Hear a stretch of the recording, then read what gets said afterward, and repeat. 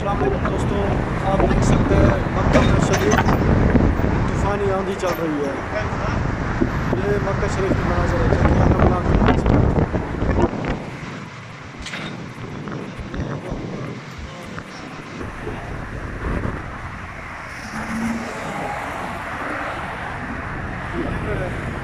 आपको बाज़ नज़र आ रहा है, ये मक्का शरीफ का देखिए। और आज खबरों में बारिश का भी बताया गया है। यहाँ पर बहुत तेज़ हवा चल रही है, देखें ये सारी मट्टी आंधी वगैरह आ रही है। क्या हुआ?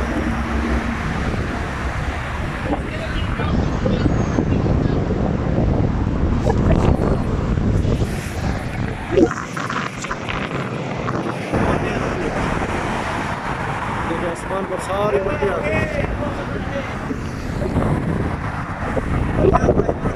हाँ सदीक खक गया।